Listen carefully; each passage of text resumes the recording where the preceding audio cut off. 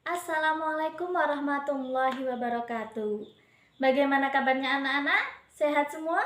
Sehat? Alhamdulillahirabbil alamin.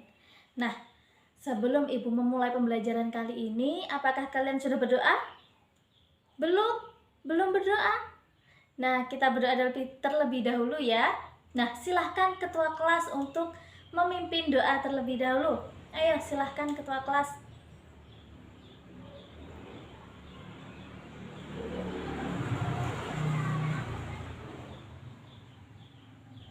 Amin. Alhamdulillahirabbil alamin. Nah, selanjutnya silahkan kalian mengecek kebersihan kelas terlebih dahulu. Dilihat kolong mejanya, di bawah kursinya, sekitarnya masih ada sampah atau tidak. Nah, kalau masih ada sampah, silahkan terlebih dahulu untuk dibuang di tempat sampah. Ayo dicek. Ya, dicek. Itu di bawah kursi Kansa sama Diana masih ada sampah. Iya, dibuang dulu ya. Ya, dibuang dulu. Yang lain sudah bersih? Sudah. Alhamdulillahirabbil alamin. Nah, kalau sudah bersih semuanya kan enak dilihat dan pembelajaran pun bisa berlangsung dengan apa? Dengan lancar. Nah, untuk selanjutnya Ibu akan mengecek kehadiran kalian. Dilihat kanan kirinya, temannya ada yang belum masuk? Sudah semuanya? Berarti tidak ada yang absen ya. Berarti masuk semuanya. 25 siswa masuk semua. Nah, oke, karena semua siswa sudah ada di kelas, mari kita mulai pembelajaran kali ini. Belajar apa sekarang? Ayo, siapa yang tahu kita sekarang mau belajar apa? Kalau kemarin kita belajar tentang surat pribadi dan surat dinas, sekarang kita akan belajar mengenai apa? Menulis surat dinas. Ya, menulis surat dinas. Dari pembelajaran kemarin, siapa yang masih tahu apa itu surat dinas dan surat pribadi? Ayo, ada yang tahu? Ada yang masih ingat? Ya, Dimas silahkan. Benar sekali. Jadi, surat pribadi adalah bentuk komunikasi tulis atau bisa disebut dengan surat menyurat yang dilakukan oleh seseorang kepada orang lain sebagai pribadi ya, pribadi, bukan sebagai wakil atau urusan yang berkaitan dengan kelembagaan atau kedinasan atau lembaga resmi lainnya. Jadi, surat dinas merupakan surat untuk perorangan. Nah, kalau surat dinas itu apa? Surat dinas adalah surat yang ditulis dalam situasi formal dan untuk kepentingan formal. Jadi, perbedaan antara surat pribadi dan surat dinas itu apa? Siapa yang tahu? Iya, Vika, apa itu perbedaannya? Benar sekali. Itu tadi ya mengenai surat pribadi dan surat dinas. Nah, sekarang Ibu akan mengetes kalian, yaitu dengan cara menulis surat pribadi dan surat dinas. Nah, untuk selanjutnya kalian Ibu bagi kelompok dulu, yaitu 4 orang. Jadi nanti ada 5 kelompok, kelompok 1, 2, 3, 4, dan 5. Ayo sekarang kalian berbagi kelompok dulu. Itu saja, bangku depan sama belakangnya, bangku depan sama belakangnya gitu aja ya. Biar nggak ribet. Silahkan dibagi sekarang. Melingkar dengan kelompoknya masing-masing.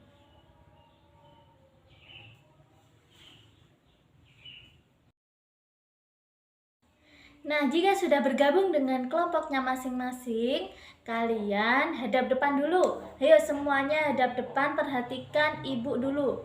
Nanti Ibu akan membagikan PowerPoint dahulu, yaitu isinya apa? Isi PowerPoint itu adalah contoh-contoh dari surat pribadi dan surat dinas.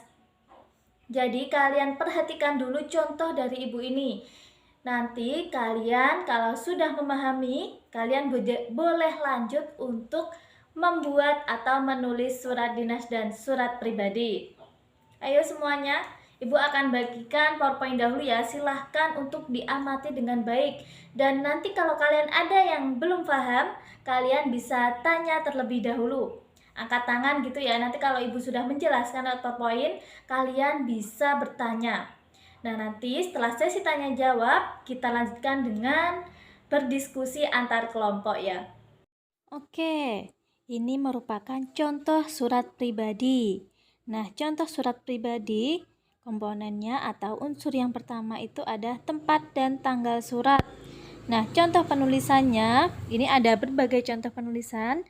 Jombang, 6 April 2021. Nah, contoh yang pertama itu kata kota, itu J-nya huruf kecil. Itu penulisan yang salah karena kata kota atau tempat itu menggunakan huruf besar awalannya. Dan untuk yang kedua itu apanya yang salah? Yaitu penggunaan kata bulannya. Bulan, huruf hari itu depannya menggunakan huruf besar. Jadi April, A-nya itu besar. Nah, yang ketiga ada di bagian bulan. Nah, di bagian bulannya ini menggunakan angka. Jadi Jombang 6/4/2021 ini juga salah ya. Karena penggunaan bulan itu sebaiknya menggunakan huruf Latin, ditulis April dengan menggunakan A besar. Nah, yang selanjutnya itu yang salah menggunakan tahun. Tahunnya itu menggunakan Jombang 6 April petik 21. Nah, itu juga salah karena tahunnya itu harus ditulis lengkap 2021 gitu.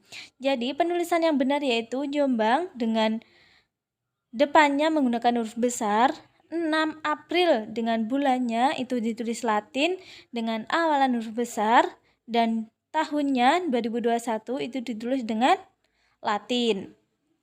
Nah, itu merupakan tempat dan tanggal surat. Nah, yang selanjutnya ada tujuan surat. Nah, pada tujuan surat itu contoh penulisannya bisa menggunakan sapaan akrab seperti temanku, sahabatku gitu ya. Ini kalau di contoh suratnya itu menggunakan jumpa sahabatku, Manda. Lalu diikuti dengan menulis nama kota penerima surat, bisa Jombang, Malang gitu ya. Kalau di contoh surat ini menggunakan di kota hujan. Nah, untuk yang selanjutnya ada salam pembuka. Salam pembuka itu contohnya Assalamualaikum, salam persahabatan, salam kangen, salam manis, salam manja, kakakku yang baik, hai saudaraku, hai temanku yang baik, dan sebagainya. Kalau di contoh surat itu menggunakan nama sapaan sahabatnya yaitu hai Manda gitu. Nah, lalu setelah salam pembuka itu ada pembuka surat. Pembuka surat biasanya berisi beberapa pertanyaan. Nah, contohnya, apa kabar? Bagaimana kabarmu? Bagaimana keadaanmu? Bagaimana kondisimu? Dan sebagainya. Nah, selebihnya bisa kalian tambahkan sesuai kreasi menggunakan kalimat kalian sendiri. Kalau di contoh surat ini menggunakan gimana keadaanmu sekarang? Terus kata tambahannya, mudah-mudahan kamu sehat dan tidak kurang suatu apapun. Sudah lama kamu tidak memberi kabar padaku. Apakah kamu lupa denganku? Wah, mentang-mentang sudah jadi ketua OSIS ya, sudah jadi orang beken ya. Nah, itu merupakan contoh dari pembuka surat. Kita lanjut, yang selanjutnya ada isi surat. Nah, isi surat biasanya berisi hal yang ingin disampaikan atau diinformasikan kepada penerima surat. Nah, hal yang perlu diperhatikan antara lain, yang pertama, kepada siapa surat ditulis. Nah, ini berpengaruh pada ragam bahasa yang disampaikan. Jadi, bahasanya itu menggunakan bahasa apa saja, kemarin sudah dibahas ya. Nah, yang selanjutnya menyampaikan semua tujuan surat pada bagian isi surat. Jadi semua unek-unek kalian kepada teman kalian, semua curhatan-curhatan kalian itu disampaikan pada isi surat.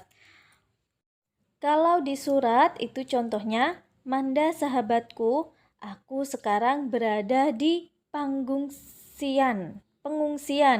Lahar Merapi melanda kotaku, kota kelahiran kita, hingga keadaannya porak-poranda.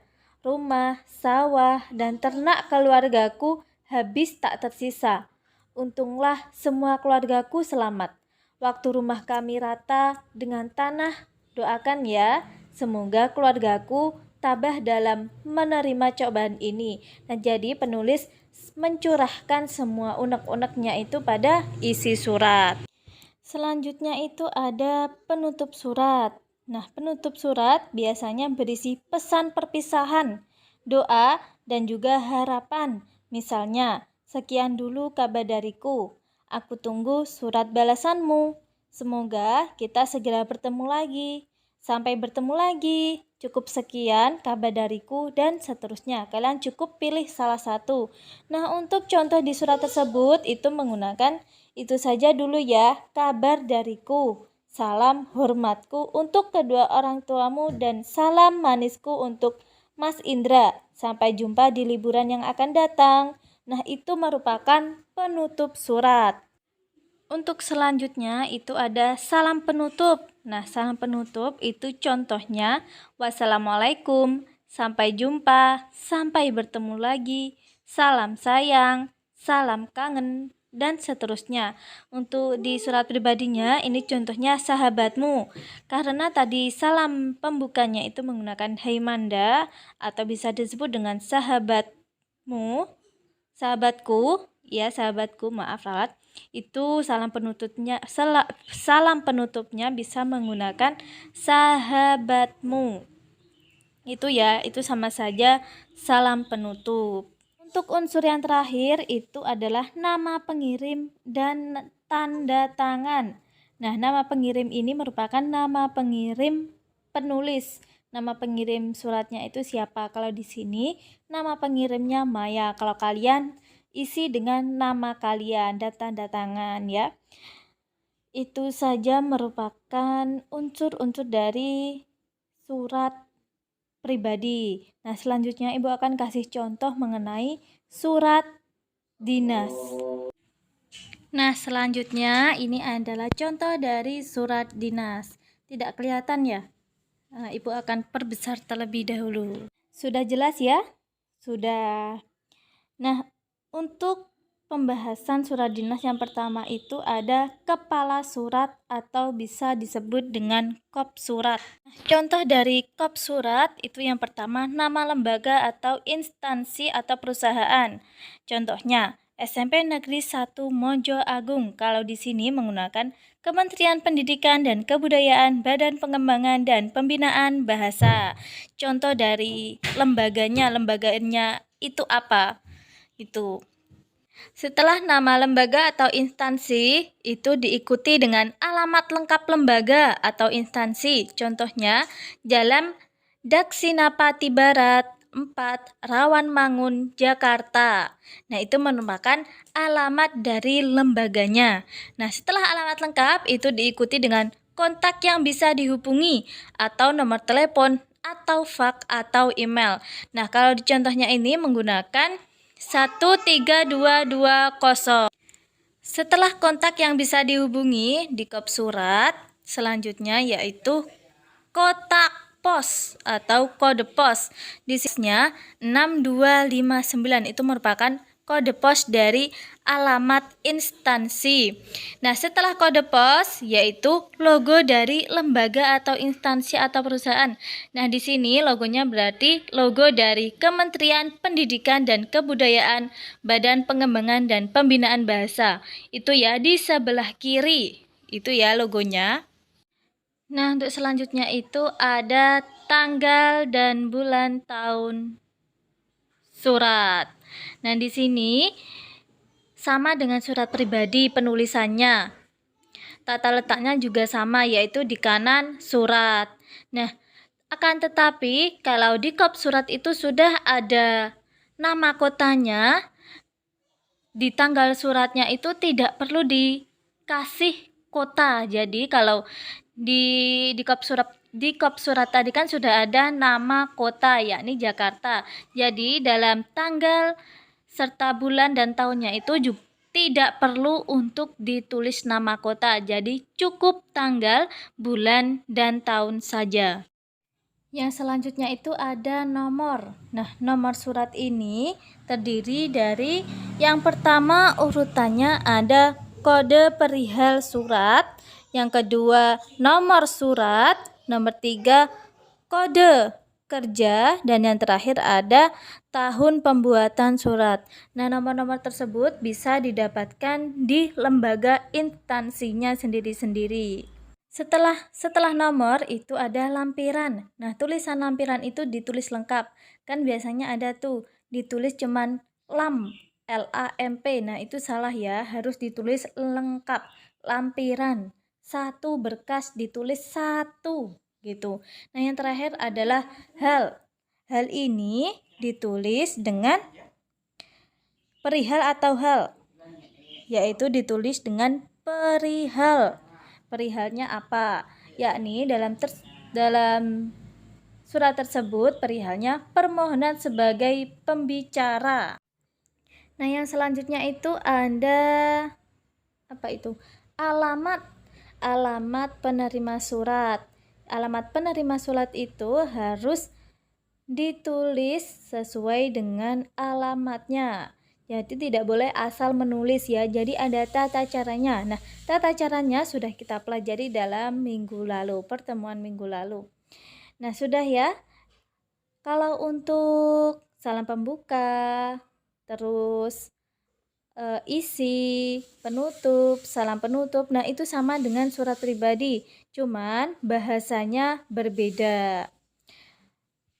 Kalau surat pribadi itu menggunakan bahasa sehari-hari, kalau surat dinas itu menggunakan bahasa formal. Jadi tidak asal semua bahasa bisa, jadi bahasanya itu menggunakan bahasa formal. Nah, itu ya, sudah cukup? Sudah. Sudah paham? Atau masih ada pertanyaan dari kalian?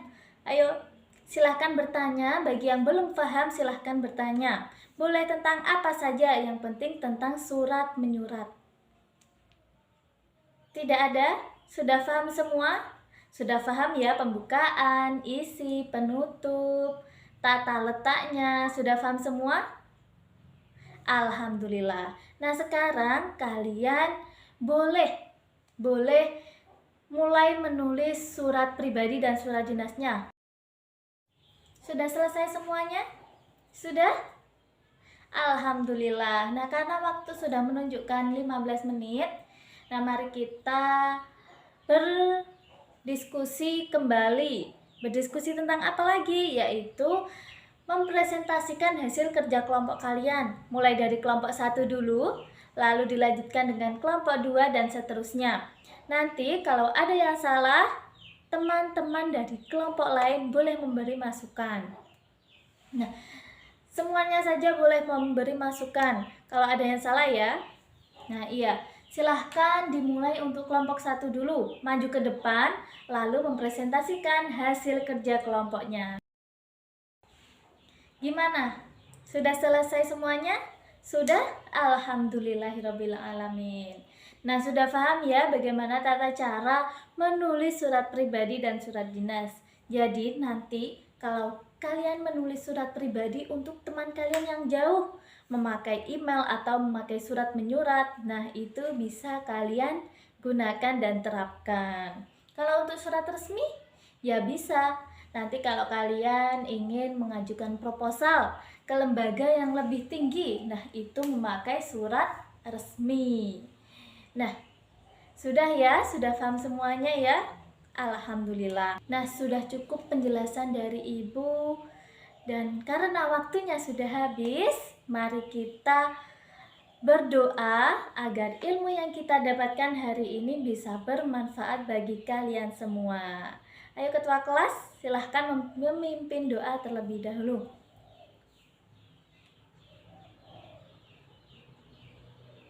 Amin.